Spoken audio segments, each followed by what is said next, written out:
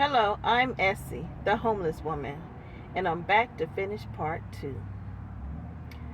I just got the word that my license plate is at my mother's house, so I will be going there tomorrow and get it. She stayed about an hour and 15 minutes away from me, so I can start doing Uber soon. I gotta get my insurance. It's been 2.5 weeks. Well, I asked Google. Google said you got 30 days when you get a new card to get your insurance. So I've been putting it off. So I'm going to have to call tomorrow because I'm going to need that to do Uber. So how you guys doing? I hope you guys are doing well. I've been enjoying all the comments and I've been replying to all of them. Someone said they is ready and waiting for part 2 to hear about the African witch. I said that's the perfect name for her. So if you haven't seen part 1, you might want to go back and watch that video, part 1, before you watch part 2. Because I'm going to leave off where I'm going to start where I left off. Now, I said that the African woman claimed to be a Christian. She worked at the gas station. And she was jealous when I bought my new van. She was jealous of other things too. Um, but I don't want to get all into that. But it wasn't just the van. I think the van might have been the icing on the cake. But so she would make comments about, I hope don't nobody do nothing to your van. She would say that all the time. And she said it so much, it made me think, does she want to do something to my van? So after she sent the spirit to wake me up every time I went to sleep, I continued to talk to her.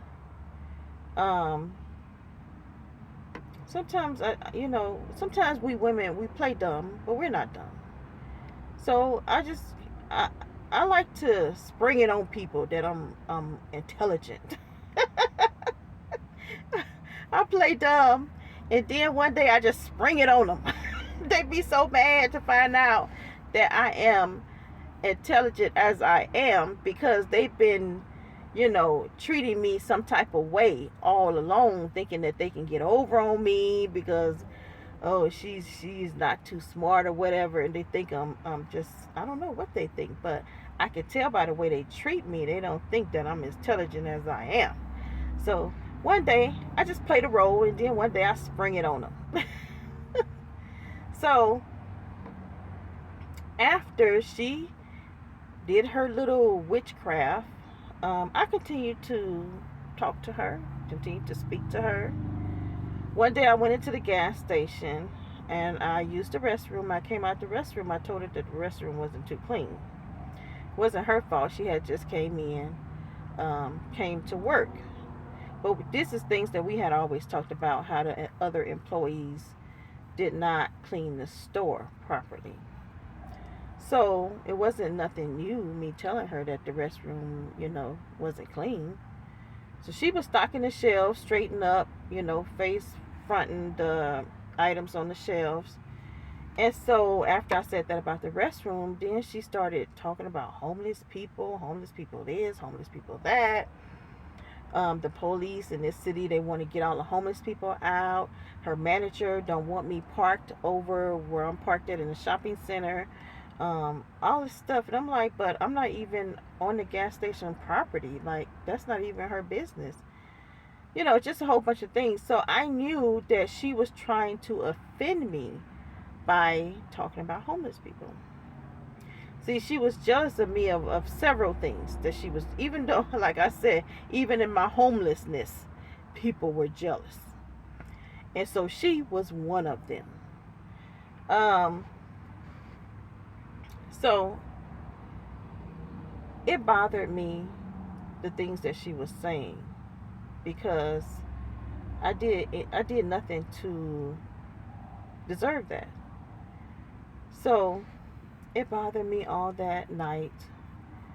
The next morning when I woke up, I sent her a text and I told her I don't care what anybody thinks of me. Nobody is doing anything for me. So I don't care what they think. I said some other things too, but I never cussed her out. I never called her out of her name.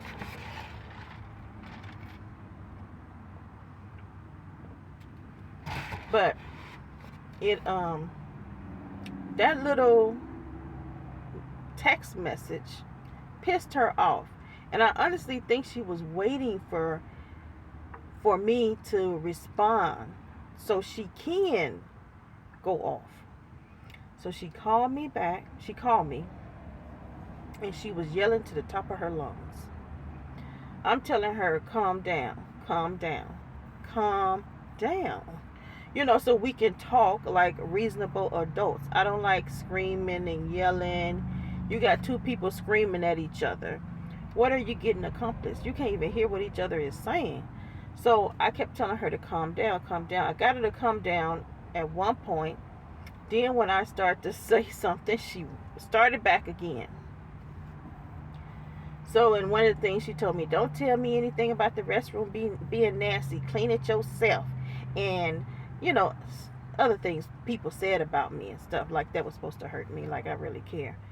So, after she kept yelling and all this stuff, I just hung up the phone on her. I ain't got time for that. If you can't act like a reasonable adult, you're a wife, you're a mother of 3, and I'm telling you to calm down. I'm not a wife. I don't have no kids. But I'm telling you to calm down. So I went on about my business. I didn't care. So that day was her first day off of work. It was like her Saturday. So then the second day, she didn't come to work because it was her second day off. The next night, she worked a graveyard shift. So the next night, I went to sleep early that night, like 9 something.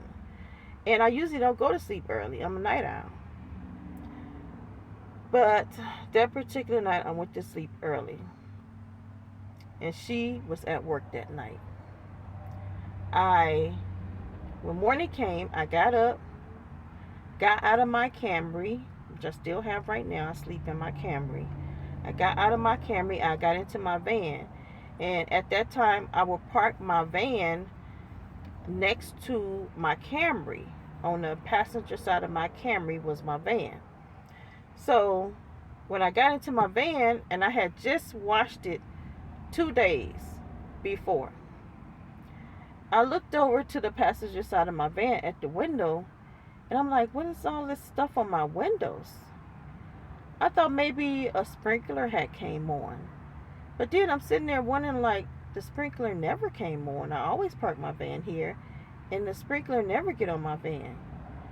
And so I got out, and I looked closely at my van, and I could see that someone had poured something alongside the passenger side of my van. And when they got to the front corner, whatever left they had in a cup, they splashed it, the rest of it, on the front corner of the windshield. So I knew who it was. I knew it was that witch. It was either coffee or soda. I was so pissed. I was mad. My first new car after 17 years of not buying a car. My first new car, and this what she does because she's so jealous. Instead of being happy for me, she saw me digging in the trash for a year and a half. She saw me struggling. She saw me living in my car. She saw that. And the first thing I get new, and this is how she act. She go home to a house, a husband. She don't have to pay all the bills herself. She had a husband in the military. But I guess she wasn't happy, even though she had all that. She still found the reason to look at me and covet my life, I guess. So I went straight to the gas station to let the manager know what she had did.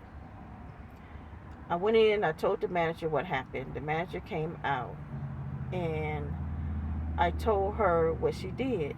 She said, I can't see her walking way over there to do that. I said, well, who else would have did it? I said, we fell out. I showed her the text that I sent her. I said, we fell out. This is her first day back to work, and this is what happened. So I said, can you watch the camera and see if she left the gas station? She said she was going to watch the camera. She called me back after she watched the camera, and she told me that she went outside to clean the pumps. I said, were you able to see her the whole time she was outside? She kind of paused a little bit. Then she said yes. But I feel in my heart that she was lying. I don't believe that she was able to see her the whole time she was outside. I believe that was a lie. See, this witch was a reliable witch when it come to working. She had the graveyard shift. She worked 5 days a week.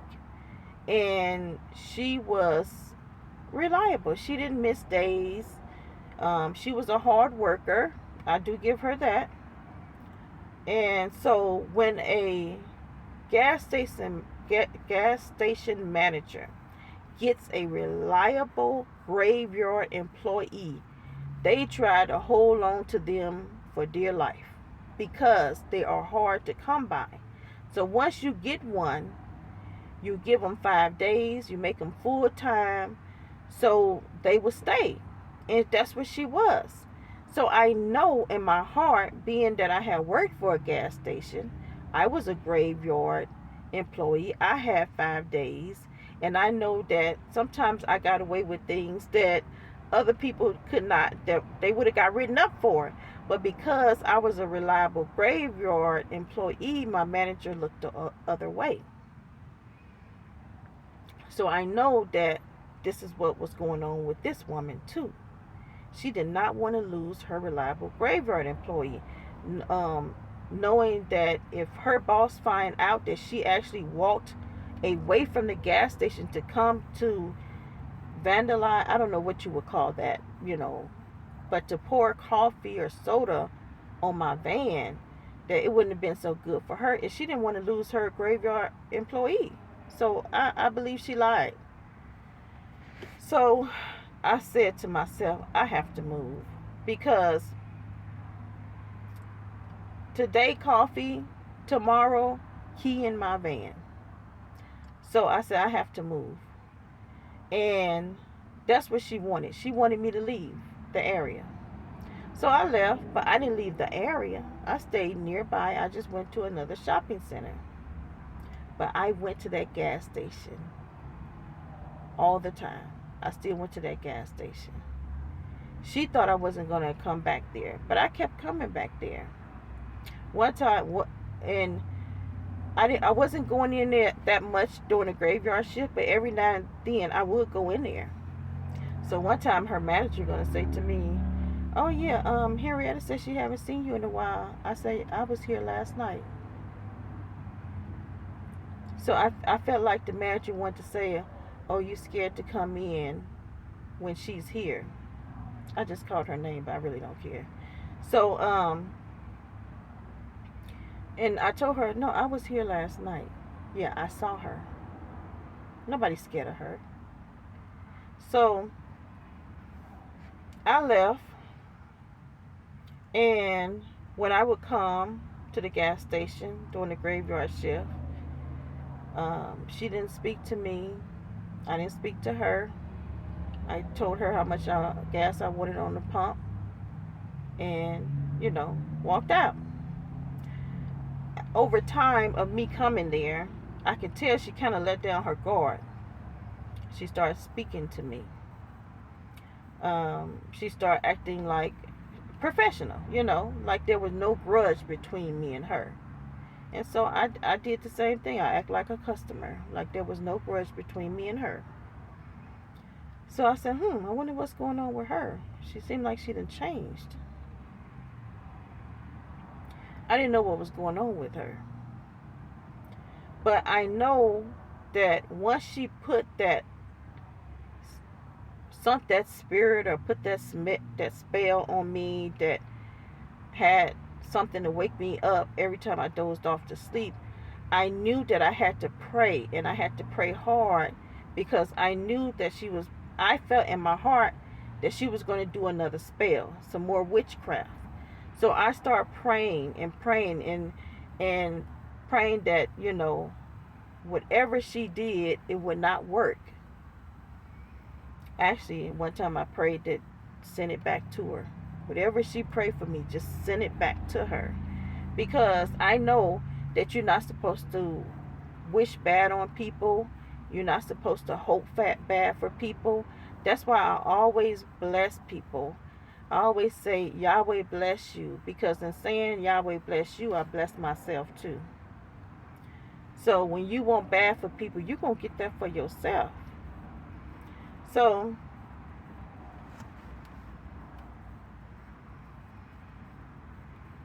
I would say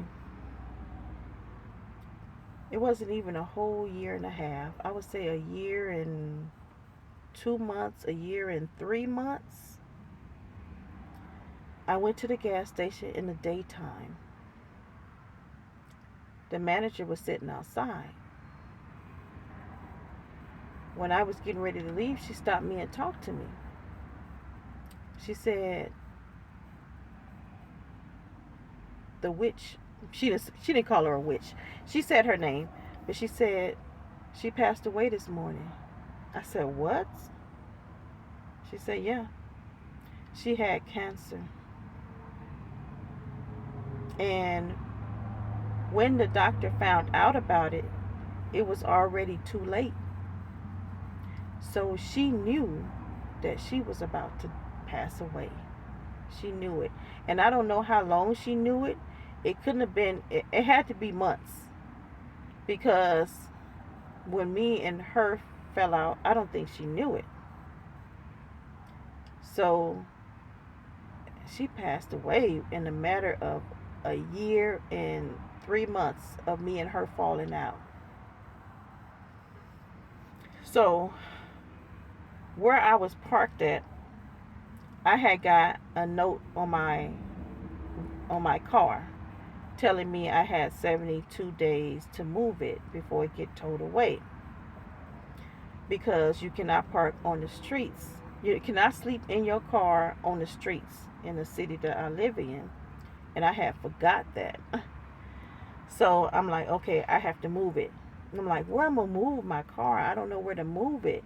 And it popped in my head. She's gone. So you can go back to your spot. And I'm like, oh yeah. So I took my car and I went back to my spot that I was when she poured that drink on my van. And everything was okay. But I knew that it was my Heavenly Father moving her out of the way. I did not go and do something to her car because she did something to mine. I knew that my Heavenly Father could pay her back more than I could ever pay her back. And plus, I wanted to keep my hands clean. So he took care of the problem. He moved her out of the way, and he allowed me to come back to my spot. And that's what I did. So that's the story of the witch. Witches don't win. Not against the children in Yahweh. So that's the end of the story.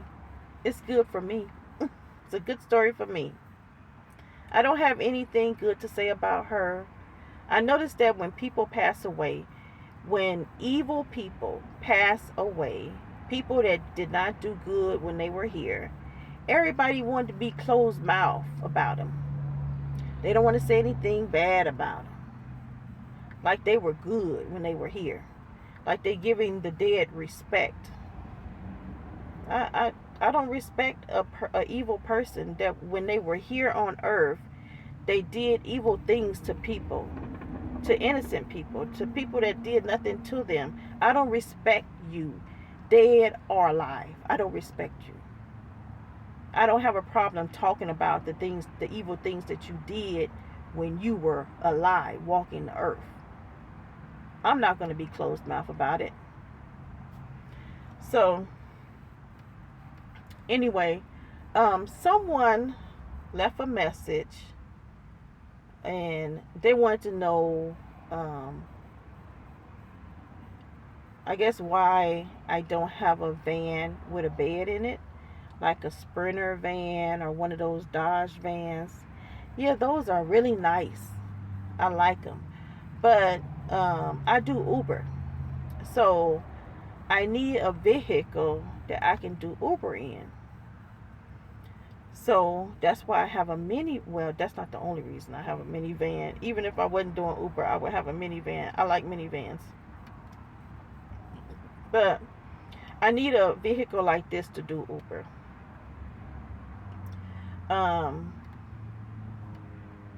With a minivan, I can get a lot of private rides too, as well, which brings me more money than what Uber pays. I really want a house. I don't want one of those vans because I've been out here for over 12 years on the streets, and I really don't want to be on the streets anymore. I really want a house. I prayed for a house, and I don't know how a house is going to come. I don't have money saved up for a house, but I trust in my Heavenly Father that He can provide me one. I don't know how, but I know that He can. So, you know, when you want something, ask for it. I ask for it, even though I don't see a way to get it. But Yahweh is the Almighty Provider, and I don't have to see a way with Him. He can make a way out of no way. So I pray for a house, and that's really what I want. I don't really want to live in an apartment. I don't want to rent a room. The only other thing I was thinking about doing, besides a house, is a travel trailer. Because I have a minivan, I can pull a weight of 3,500 pounds. And I can get me a nice size. It don't have to be nothing big, maybe a 2,500 pound travel trailer, something like that, 2,800. And they don't cost that much because I think you get a 30-year payment plan. So the monthly payments are not high at all. And if, to play for a spot where I can park it, or maybe park it on somebody's land where they're not going to charge me that much. Even with that, we're paying for monthly payment for a travel trailer, the space, the insurance is still cheaper than renting a 1-bedroom apartment where I live. It's still cheaper than $2,000. A lot cheaper. So that was one of the things I was thinking about doing other than a house. But I really want a house. So, but yeah, I don't know how long a house is going to take to come. But yeah, that would be one of the things that I would prefer doing, is buying a travel trailer and paying for a space or parking on somebody's land and pay them. Because at least I won't have to worry about parking at an apartment building. I don't have to worry about somebody being over me, stomping and making a lot of noise, having another wall connected to me, and they're playing loud music or loud TV. And I'm so over apartment buildings. I really am. So yeah, so that's my plan. I need my van to do Uber. Um, I'm not in love with Uber, but I don't hate Uber. You know what I'm saying? I can work when I want to work. I can take off when I want to take off. I don't have to ask a boss if I can have these days off. If I wake up one day and I don't feel good, I don't have to feel bad about calling in sick. So those are one of the reasons why I like doing Uber. And plus, I don't have to pay all those taxes either. So, yeah. So that's my reason why I don't want one of those vans. Um, it's almost 26 minutes. So I'm going to have to cut this in this video. And I will talk to you guys in another video. So, see you later.